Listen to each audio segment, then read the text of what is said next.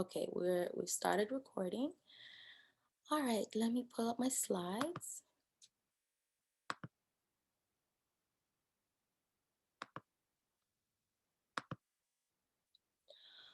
All right, so let me thank everybody honestly for coming. Anybody that comes, I'm just very thankful, because it's a Friday night. There's a lot you could be doing. Actually, there's a marriage retreat today on the same day, so I didn't think a lot of people would come, but I'm really grateful that you guys are here. And once a month, I wanted to do this wellness webinar workshops for the year 2021. And so I'm going to do one each month. 9 will be free and 3 will be paid.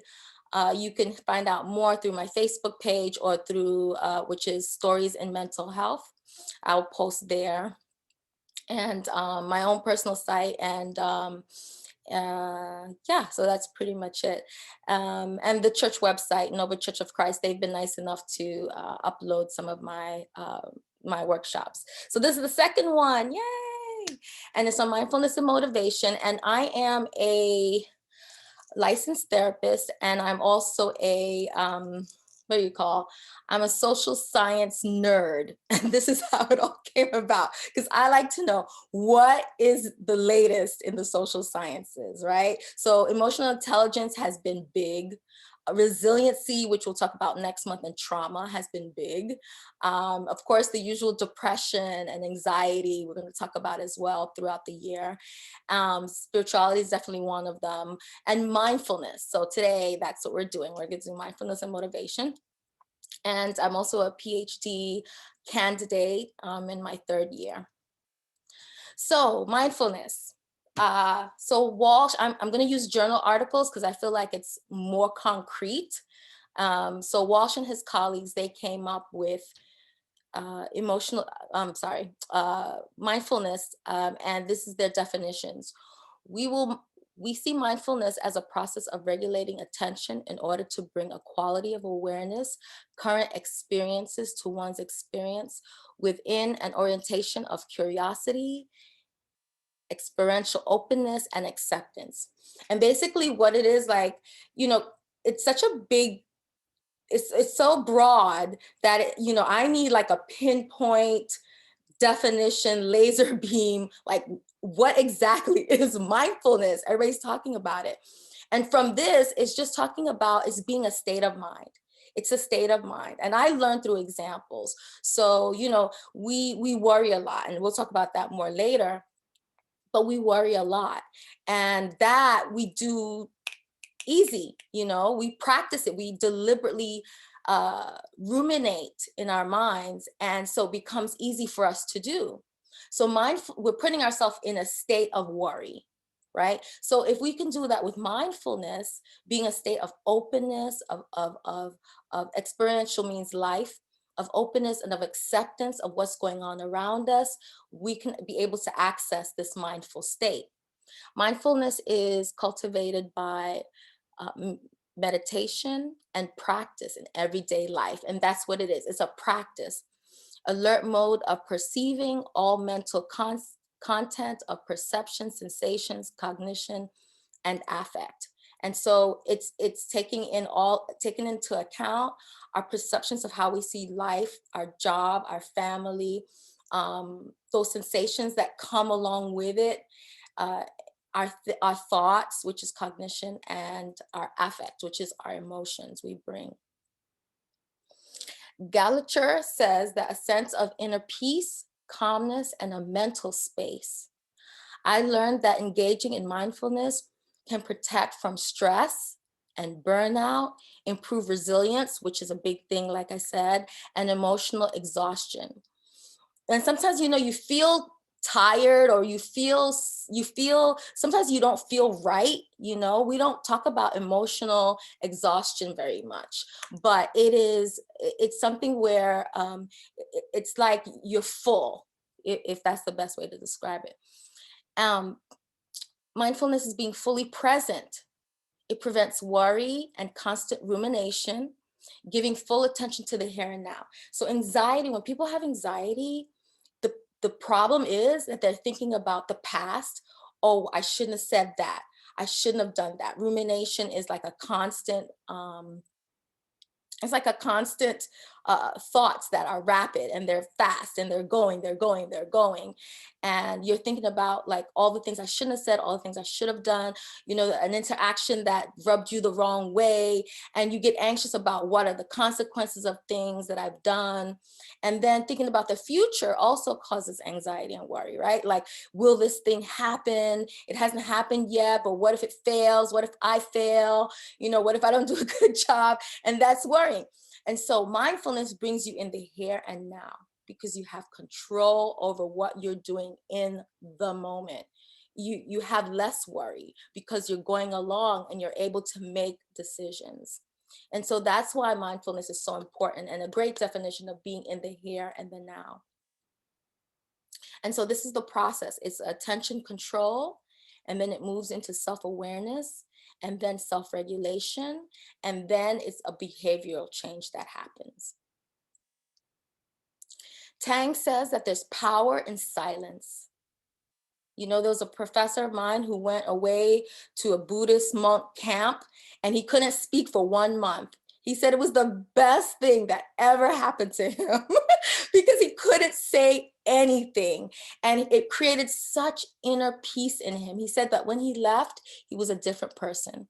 So mindfulness meditation improves self-awareness and it helps to be aware of one's own thinking and thought processes, which in turn facilitates openness, acceptance of thought, emotion, and experience. And there's this thought of acceptance of thought. It's like it unblocks things that you're thinking about or things that you don't want to think about or emotions where you don't want to go, right? So it opens that up for you. There's an example of a teen that I want to bring up, a privileged teen. Oh my goodness. So as a therapist, I work with a lot of, I work with adults, but I work with kids and teens as well. And I work in the US Army as well and at private practice at night. And so I will see teens, often, and young adults in college. But this specific teen was definitely privileged. So her mom and dad separated, and her dad is filthy rich, right? So whatever she wanted since she was young, she got it, no problem. But her mom was more practical. She was like, okay, you need to learn how to manage your money. You don't need to buy everything, buy what you need. And so she ended up living with her mom, and she was giving her mom a hard time. She didn't want to live with her. She wanted to go live with her dad, who's rich. And so mom said, can you help her? And I was like, the only thing I could do was I wanted to show her this video that I had seen with this doctor. And he basically was talking to this privileged teen. And I had her see the video this one time, and that was it. She never came back. She never came back. And I was like, I guess it did the trick because she was so privileged. I helped her to connect, this acceptance of thought and emotion and experience of what was happening with this teen on TV on this video. And she was like, oh, she's so snobby. Oh, she was saying all these things that were herself and she made no connection. So I asked her questions to connect. So do you think, do you have anything in common with her? And until she figured out, oh my gosh, I'm just like that. So her mom called me and said, wow, I don't know what you did. She doesn't want to come back, but she does dishes. I couldn't get her to do a dish. She wants to stay with me. We talk. She tells me her feelings. And so I was like, what happened? It was this helping her to connect to her thoughts, her emotions, and her situation in the moment. So then there's another teen, right? But this one, first it talks about the benefits of mindfulness and the effects that it has good effects on cognition, emotion, your health, physical health, brain plasticity, serves as a way to experience joy, wellness, increased dopamine's release, which is, as we know, we call it the happy hormone. that produces happiness, triggers functional and structural changes in the stratamus, which is a part of the brain, suggesting it could serve as a brain-based intervention for conscious and unconscious behavioral change, and enhances the flow of art, of music, of prayer, and giving gifts, right? Those are things that give us the flow of happiness and release of endorphins, right? So there's this young girl, like I didn't realize that I was helping her. So, you know, I think four is our sometimes limit from here. talking to I think we're people, gonna go with Santos. Is please mute yourself. anybody Please else got mute four? yourself. All right, I think Thank you. Sometimes from, if we could, sometimes from talking to people, we're able to come into the state of mindfulness. But it would be so much more practical to be able to do it on your own. And so I first experienced it with this 10-year-old girl, and I have it on my Facebook page for Stories in Mental Health. It's case number 115P3 PE, and she was in school, and she was just a terror. She really was to her peers, to the teachers. She would say things like, I'm going to kill you and your whole family at night when you sleep. Like, she was just, I'm going to stab you, I'm going to, she'd have the buses, the school bus. She would just wait there, and they're like, get on the bus, we have to go. And she's like, they can all wait.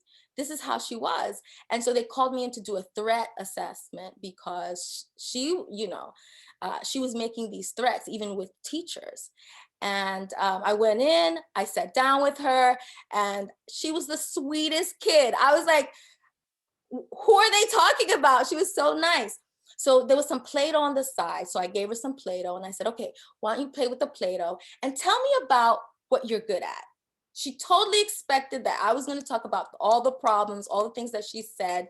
I mean, they've even called the police on her for them to come and pick her up, and but she's 10. So I didn't even ask her that. Just, how are you doing? So she says, she's talking to me and she's creating, and she says she loves Play-Doh and she loves art, and she's so open in this moment. It's just, she's in this state of telling me everything, the truth. Yeah, I said that, I did that, but it comes down to, because people are horrible to her, so she feels like I'm gonna be horrible to everybody else. That's what it came down to, right? So we did this contract, and for the most part, she was on good behavior. And this is what she created. This is what she created. Just from being in the flow of doing something she was good at. And then it dawned on me, that's mindfulness. Sometimes if you're good at singing, if you're good at music, dancing, that's why music just, it's the language for everybody, right? Because it puts us in a state of positivity. Armstrong says mindfulness regulates emotions, it brings clarity, and clarity brings wisdom. It changes perceptions and behaviors. The practice of being loving, kindness, and compassion complements mindfulness. And this isn't something we talked about last month in creating social intelligence and emotional intelligence. Altman said it is estimated that the mind generates 125 thoughts per second. Let me stop there. That's crazy. 125 thoughts is estimated. That's like already 125 went by. That's amazing. And a 20-minute motivation, 20-minute meditation can calm anxiety and depression. And there's something that they use in this mindfulness toolbox, and we'll be doing 3 of them. Hopefully, if we have time at the end, we'll do some mindfulness techniques. I'll teach you at least 2 of them. But this is one you could do in 20 minutes. It's called GLAD, right? So think of something that you're grateful for and just meditate on that one thing. And then one thing that you've learned, meditate on that for that day in the here and now. And then a small accomplishment that you made. And then something that delighted you or touched you or touched your heart. So that's a quick mindfulness meditation technique. There's a Native American parable. It tells of a grandfather, and he's explaining to his grandson, there are two wolves at war inside of everyone. One is greedy, mean, and angry. The other is generous, kind, and friendly. The grandson asks, which one will win? And the grandfather answers, the one you feed. And Dr. Block told me that from our family systems course. Now we're going to move into motivation, and we'll have questions at the end if you have any questions. We're going to move into motivation, but I need to ask you to do one thing before we move into it, because I want us to be in the state of mind and the framework of being able to be accepting and to receive what is going to be said, which is very encouraging, very positive, so you could trust that. But to give yourself permission in this moment to unblock yourself from thinking what you're not supposed to do. I'm not supposed to think like this. I'm not supposed to think positive about myself. I'm not supposed to think, arrogantly. I'm not supposed to boast. These are things that we tell ourselves, right? But for 1 minute in the here and now, I need you to see how amazing and how awesome you truly are. Even if you want to go back and it feels uncomfortable doing it, okay. But for now, this moment, I want you to be able to be receiving and receptive of what I'm saying. So we learned in church, actually, this number. And I was always affected by it. And I went to do research to find it, since now I have, journal articles at my fingertips, I wanted to find out. And I found it in Spectre in his 2012 article.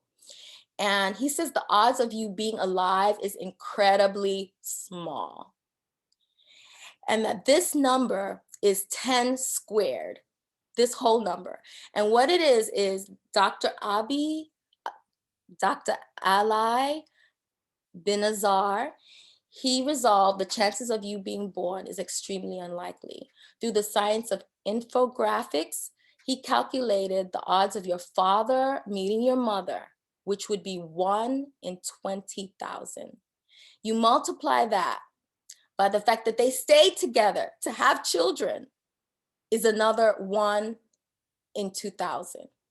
Now, I didn't include it here, but think about, well, what about your grandparents on your mom's side? That's another, 1 in 20,000. And then, of course, on the other side, your grandparents come together to be able to make your parents, to be able to make you. And even going back more is all. The chances are 1 in 20,000. And it just multiplies, in the Bible, it's always like this person begot this person begot the, we're like, oh, boring. But if you really think about it, the chances are slim. And so it says the probability that you exist is 1 in this 10th squared. So it's not even like 1, it's not even like 1 and 2, it's the other direction, 1 to 0. It's closer to 0. So it's this number with 10 zeros behind it, over squared the 10th, if that makes any sense of what I'm saying. And the chances that you exist are, and that you're alive, is ultimately 0. 0. 0 chances. You know what that means? You're rare and you're very, very valuable. They find artifacts in the earth millions of years old, right? And they treat it with such care, and it's worth millions of dollars. You're more priceless than that, because we made those things with our human hands. And then you think of diamonds. They come from the crust of the earth over centuries and millions and billions of years. And they're not as rare. We say they market it as rare so they could earn profit, but really there's a multitude of diamonds on the earth. You're more rare than that. Right? So you're very special, you're very unique in your makeup, in what you're good at. People say they're not good at anything. They don't have a talent. That's a lie. Everyone has at least one talent that they could work with and that someone else doesn't have. That each day is different. Each day is different and unique in its own. And so are you. There's also this National Geographic's has I was reading this article, The Amazement of the Body, and the fact that we literally come from stardust. Like, we are made from the dirt of planets. We think, oh, we were born on Earth, right? It's so trivial because we live it every day. But if you really think about it, we're like of the universe. We're like the universe birthed us. We're of the Milky Way. We're of the same structures that make up planets and stars. We are stars. Like, you need to take time to like think through that. Even the Bible, those who are, spirituals, can see in Genesis 2:7, I found it, even God says we are from dust. My son found a rock when he was really young. He used to collect rocks. And he said, Mom, look at this space rock. And, I shouldn't have said this, but I was like, that's no space rock. And he said, yes, it is. Earth is in space and this rock is on Earth. So it's a space rock. And I was like, oh yeah, you're right. It's a space rock, but it was like I hadn't even thought of that. So there's this book called Message in Water, and I share it with as many clients as I can because it's such a great book. And Dr. Emoto, he's a Japanese researcher. And what he discovered was that if he spoke a word into water and he froze it, it would create beautiful crystal structures. You could take a picture of the YouTube. That's a quick 3-minute, 4-minute YouTube video that you could take a look at on your own time.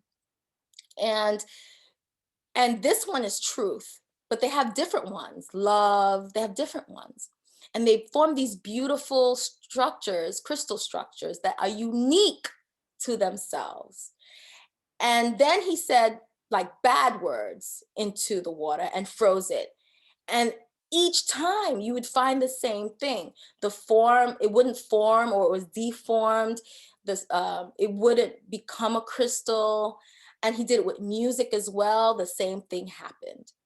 And so people are like, oh, he's onto something here. And when it comes down to it, what you think is, well, he has a quick little excerpt in there that the body is made up of about 70% water, right? So, it makes me think like, oh, when people say things to you and it rubs you the wrong way, like, oh, you don't want to be around their negativity. There's a reason. I mean, what's going on in the water inside of you when you hear negative thinking? You're dumb, you're stupid, you're like, what does that do to you?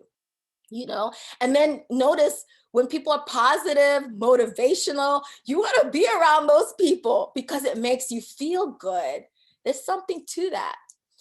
But what I really want to talk about is what we say to ourselves. Now, we live in our own heads and we say our own words in our own bodies that are filled with 70% water. So, what are you saying to yourself? What you say matters, right? So we say, oh, I'm so stupid. I'm so dumb. I'm so fat.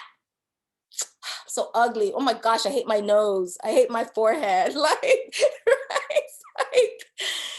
And what is that doing? And so if someone else was to, curse you out, disrespect you, call you names, you would not go for it. So why do you tolerate it for yourself? Why is it okay for you to say bad things about yourself if it's not okay for someone else?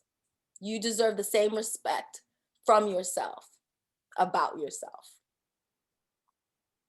You know, our Dr. Emoto's book and his research, has been used, and we'll talk about that later too in the next slide. But your mind is very powerful. Your thoughts can manifest. There's books written about our thoughts and our words manifesting into real life, and happening because we have said it, because we have conjured it up. So we have to watch what we say, and even protect ourselves in saying positive things, to set us up to win. So there's power in the mind, but there's also power in the collective, in our collective minds. I call this the collective, sci-fi. Because when we all come together, we can do so many changes. I saw that when the internet came about.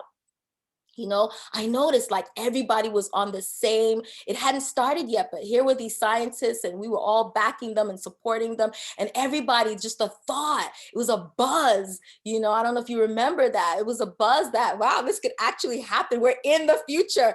All these movies are happening the sci-fi movies are happening. And the internet came about. I don't think it was just happenstance. I feel like all of the great minds came together, and even people around who were enthusiasts came around, and it happened.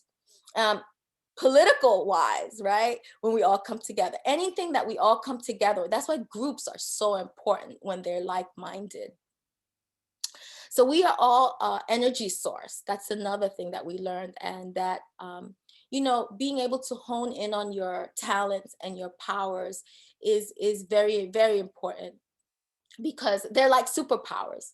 We talk about in like comic books, but really our strengths are our superpower, and they are to be cultivated and used. And regardless of what anybody else says, that's your gift. You use it. And we underestimate ourselves. That's the truth. We really, really do. We underestimate ourselves. I think this is our downfall. This is the blockage that we have. Why have I not progressed? Why have I not been able to do this? Why have I not been able to be like someone else? They have this. Why haven't I? It's not even about the comparison. It's about there's so much more you could do, sometimes even greater than the next person, but you don't allow yourself to go there. You know, you don't give yourself permission, and that's what you need to do. Write yourself your own prescription note to say, I will do this today. That's why stickies are so powerful, because they allow your thoughts to go on a page and manifest. So you write it in a note, in the mirror, say in the mirror. But go out and step out on a limb. There's no such thing as failure. We don't fail at anything. It's all relative. We learn something and then we get better at it. My motto in life is, and everybody should have a motto. My motto is, make your weaknesses your strengths and your strengths stronger. Like, I don't ever see failure in my life. I'm like, that's a better way to do it. That might have not been the wiser way, but there's a better way to do it. There's always many channels of doing things. Um, and we're made up of ingredients, is all the good and bad in your life. But again, it's relative. There's no such thing as bad. It's just less good. I don't ever think like things are bad, because they're there for a reason. You benefit from things that are bad because you know what not to do. And sometimes that's more important than knowing what to do. Sometimes well, I don't want to do that. And that right there is powerful. For those who love scriptures, in the 1 Corinthians 2:7, it says, before time began, you were created for glory. Go read it. Before time began, you were created for glory. You were created for something great. And it's something to be discovered. You're discovering all the time. I'm 52. I know I don't look it, but I'm 52. And let me tell you, I discover new things about myself. Like, oh my gosh, I had no idea that I could do that. And you have to think, who's stopping you? You're stopping yourself. Nobody's stopping you. And like I said, like, I am a talker. And so you could see that as negative. Not anymore. I used to when I was a teenager, well, in my 20s. But then I realized, wait, but the double-edged sword of it is something good. Who knew this gift of gab was going to make me money? Right? So I'm a therapist. I bring healing. I have owned it. I have accepted it, that is my job. I am a healer. And that's what you need to do. Accept who you are, and your weaknesses are really your strengths. And so I realized I'm a healer. That's my job in life. And I do other stuff too really well. But that is me, with touch, with prayer, with saying positive words to people to help them. That is my job. And that's where healing starts for me. So what starts for you? Now, these are some notes I took on this is Joey Yap. He's this very popular, um, he talks about healing himself, and in the social sciences. And he talks about how we're from frequency. We are frequency, just like our voices have a wave, a sound wave. Our thoughts, our frequency, it has a wave. Our bodies send out a signature into the universe. We are also frequencies. So he talks about raising your vibration through raising your consciousness, having this out of the box thinking, giving yourself permission to be awakened. And this word, being deliberate, um, through force energy, which is considered the soul. And they also consider the higher power, the source. So they used Dr. Emoto's message in water, and they did this experiment called they did this experiment called the Maharashi effect, and his last name is Yogi, Maharashi Yogi. And so they did this experiment with 7,000 monks, and they placed them at different states or places within the US. And what they found was that for some reason, in some places, significant changes, like the stock market went up significantly during that time that those monks were there praying, or crime went down in one area. And so, and this was like throughout, and it impacted about 7 million people. And something that he had said was, by you being yourself, you can change the world. That's a really powerful statement. And what they've done over time from, these Buddhist monks, what really are they doing? What are they really doing when they're like, like, what's going on, right? I want to know. Give me some of that. And they realize that it really is that they're bringing up their frequencies. And they've created this chart over centuries of monks raising their vibrations. And they found that the lower frequencies were shame, guilt, grief, worry, and fear. Those range around 200, 300 on a scale. And then they found that gratitude, love, and joy was the most impacting. And they were in like the 600 to 700. So specifically, I had wrote down in my notes that peace was 600, love was 550, and joy was 670. And when you reach enlightenment, it's 700, which is hard to get to apparently. Right. So so it's interesting that if you if you're like, like when you go see a comedy show or a movie, right? It makes you happy, it brings you joy. It's the highest on the scale is joy. That raises your frequency the most of all the others. Love as well, and as well, peace. Now, something that they said was a key to mindfulness, and reaching enlightenment, to become close to 700, if indeed 700. Don't judge everything. Don't be critical, because those are in the lower frequencies. And what happens is you pull that energy into your reality.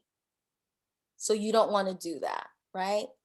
So it limits your frequency, even. It blocks your frequency and it brings down your vibrations.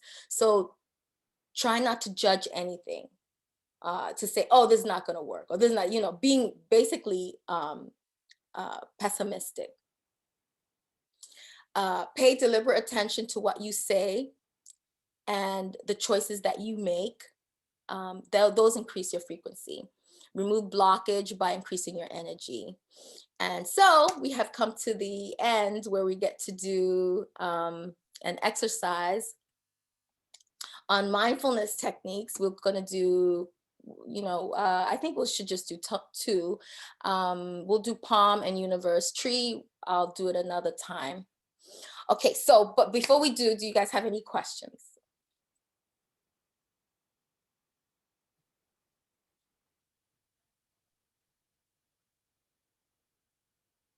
Petrina, I do have a question.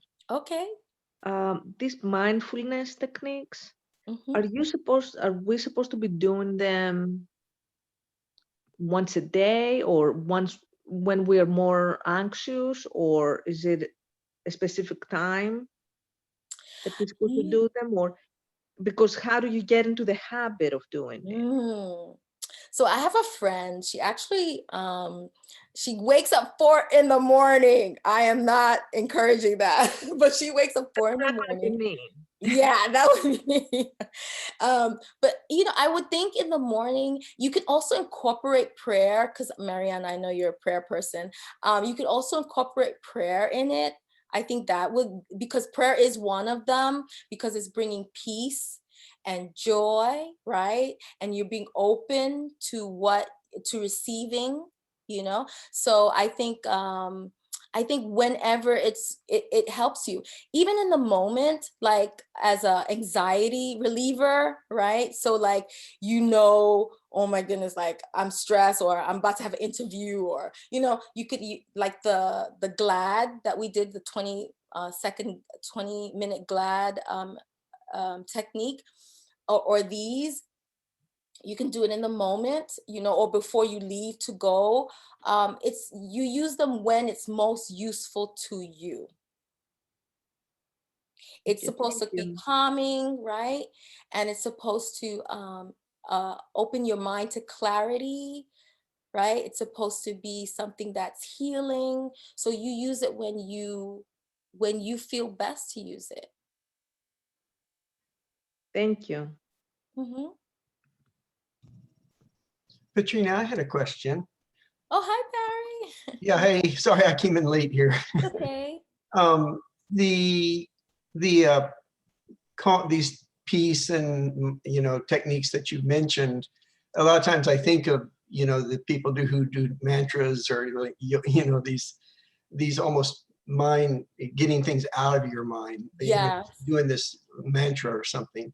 Uh-huh. But this seems more effective, it seems to me, if you put positive thoughts in your mind, or in Mhm. other words, you put things in your mind that make you more positive, instead of like clear your mind. I see what you're saying. Yeah. But it's almost like overlapping, because as you're clearing your mind, Oh yeah, you're receiving as well. It's at the gotcha. same, it's breathing, right? It's an in and out kind Yeah, of yeah, calmness. And like we're gonna do like calming technique, you know, you can do for relaxation. The uh-huh. universe one is about increasing your frequency. So they all do different things. The tree one is healing. It's more of a healing technique. Got it. But yeah, while it's almost a meditation as well, because you're meditating, you're thinking about positive things, like that example for glad. Let me go to it. Yeah.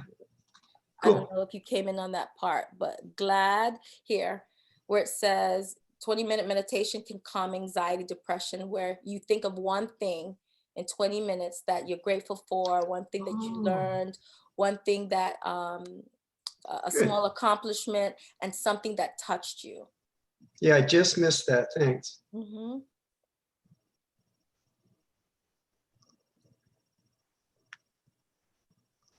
Anyone else?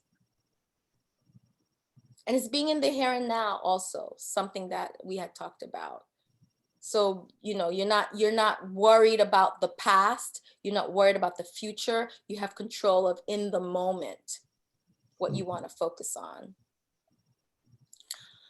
All right, so let's do palm. And you don't need your video. You can take it off, it's okay. So what you're gonna do when I tell you is you're going to put your palms almost together. It's going to be really slow. This is the movement, and it's going to go up, and then it's going to go out, and then it's going to go back on your lap, but it's going to start on your lap. Okay? All right. So close your eyes. Take a few deep breaths.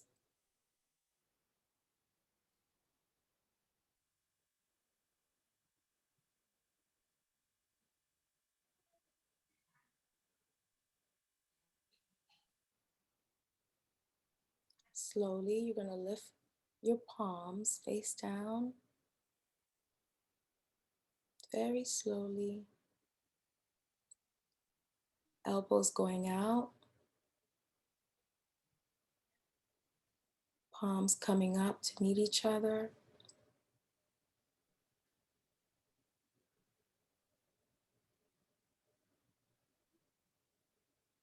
You're going to stop when you get really close. Your fingertips almost touching. Feel the resistance of your palm.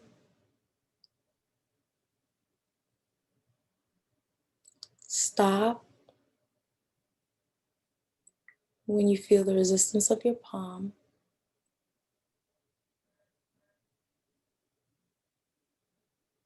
You can almost feel energy from your fingertip to fingertip.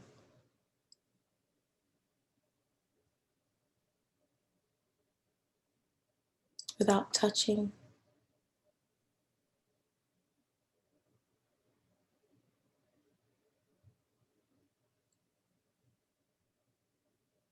Notice if they brush against each other.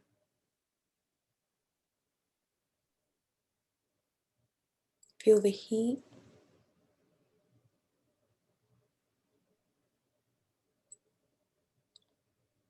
Imagine energy jumping across. Let your fingertips slowly come together.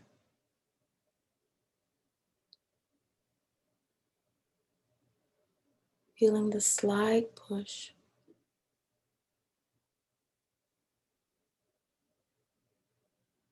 Close the bottom of your palms really slow.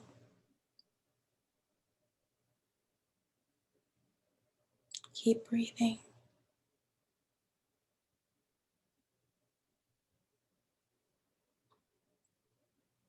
Close your fingers. Take a deep breath. Let it out. Elbows up.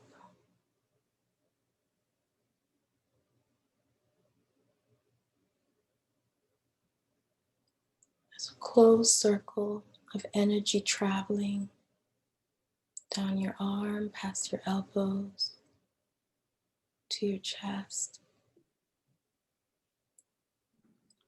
around your forearm, through your palm. Keep breathing.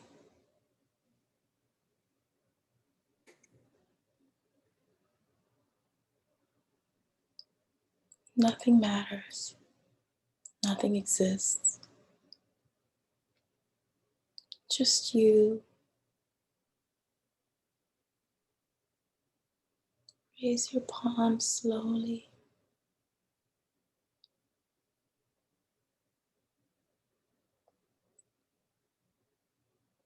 Thumb to chin, rising.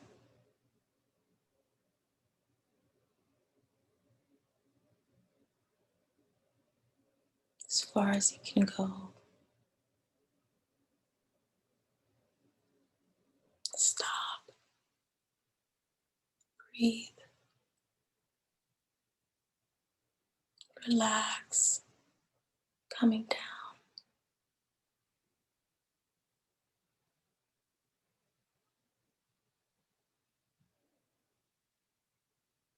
Slowly.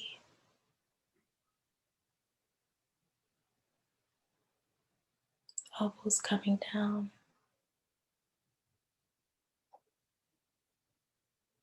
Breathe in and out.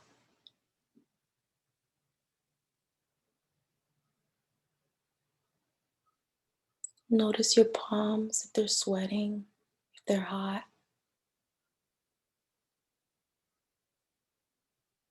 Feel a pulse in your fingertips.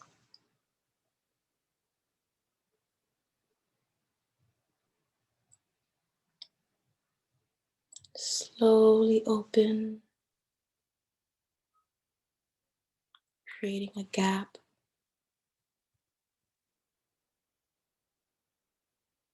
Notice how the fingertips were sticky. Hands are coming down to your lap, palms face down. Press them gently. Slide them to your knees. Shoulders relaxed down. Breathe in deep and release.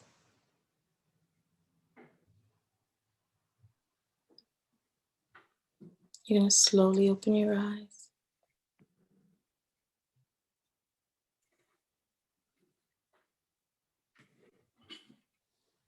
And that was palm.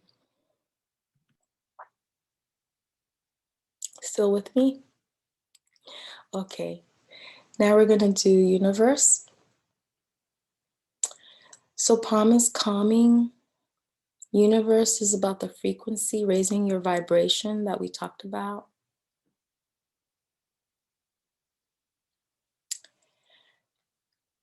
So you're going to close your eyes again. You can sit however you want.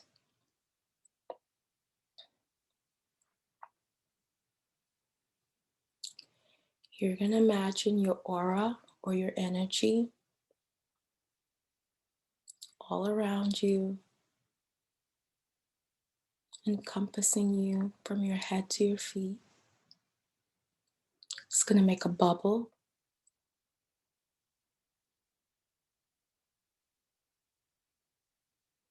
It's going to expand slowly out, out, out to the walls, out through the floor. Your circle is getting bigger.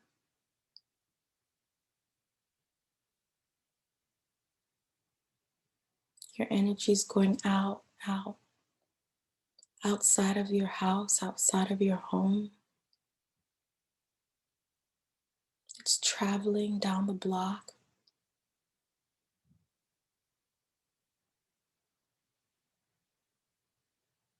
Keeps traveling, expanding. Imagine it's getting higher and more wide.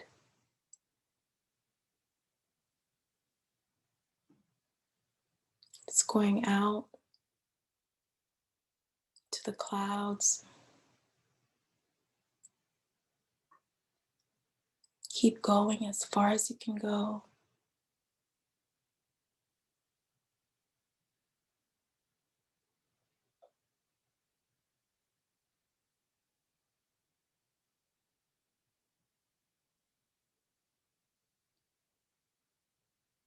It's out into the sky, into space.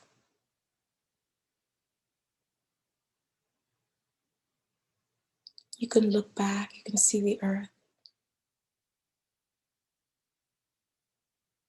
It's going towards source. It's traveling fast. Stay with it. Keep with it.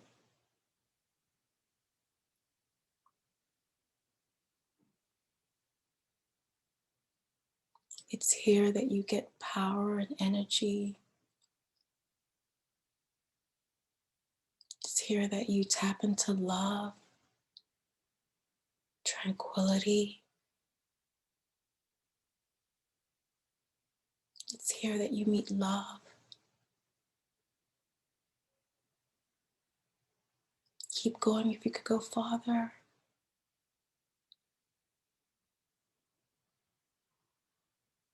You're passing planets, Milky Way, suns. You're traveling.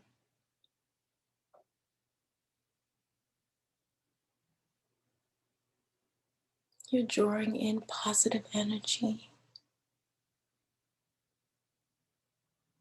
You're becoming stronger in your mind and your heart.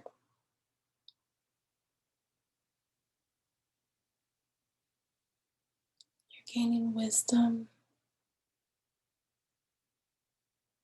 peace, oneness.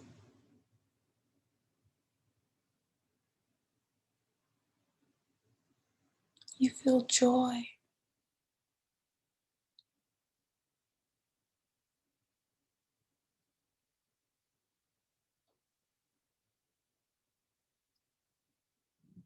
And you're right where you want to be. You're transcended. Breathe here in this space.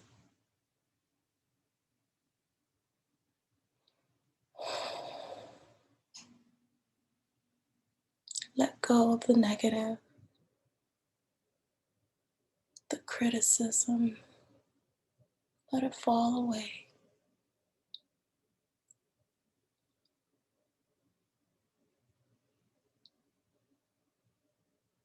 You're going to come back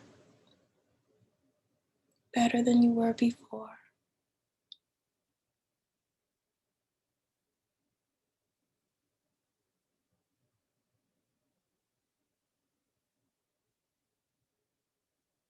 Your energy is coming back to you.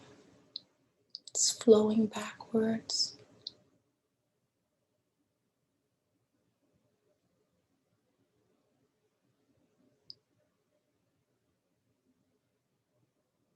Traveling past stars.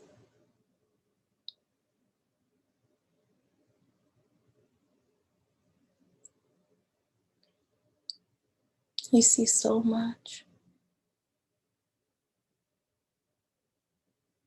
It's quiet.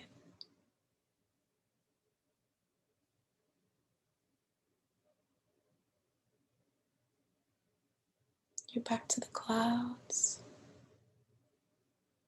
You might want to stay a little.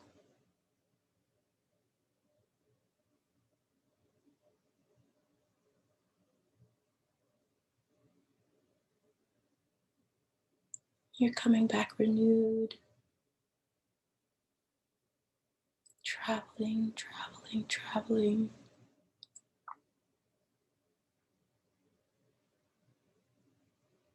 You're coming back up your street.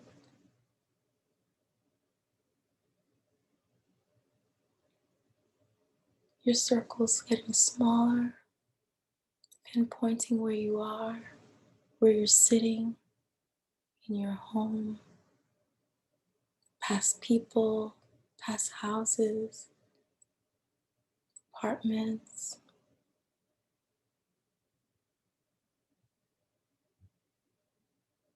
Slowly you come to your home. Smaller, smaller, smaller.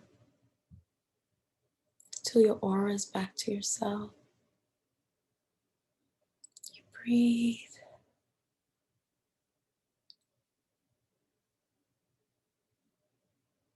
It was a nice journey.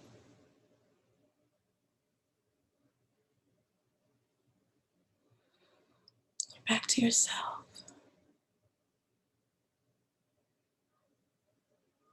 Your energy restored and renewed.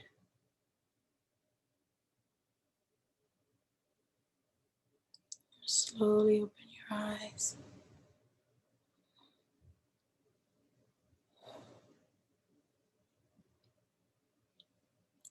Thank you so much for participating with me today. I feel great. Hopefully you do too. It takes a little practice.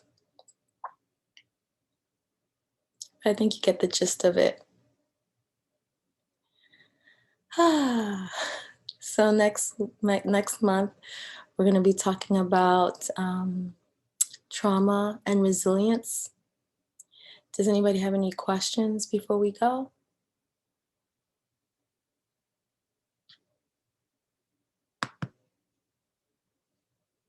No, thank you so much, Petrina. I feel so much more relaxed now. Oh, good, good, good, good.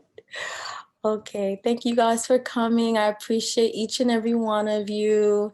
Thank you, Katrina. Thank you, You're Petrina. welcome, you're welcome.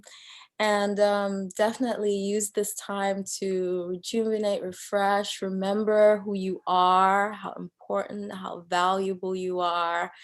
And, you know, that number that I showed you, I'm going to be uploading this. And so you'll be able to see it again for those who came a little later. And that's it. So thank you so much for coming. I appreciate you all. Thank you, Katrina. You're wonderful. Bye. Thank you. I think that of you guys too. Bye. Bye-bye. Bye. Thanks, Katrina. Bye. It was great. Good night. That was amazing. Good night. So glad I joined you. Good night. I'll see you This was time. incredible. Bye. Thank you so Bye. much. Take care, everyone. Stay I'm safe. going to practice those. When will the trauma and Thank you. resilience be? It'll be for March, probably March 19th. March 19th? Yes, you can Okay. check my Facebook page for Stories in Mental Health by Petrina. Oh, okay. By Petrina Mani. Thank you for coming. Thank you for having me. All right. Bye-bye, everyone. Bye.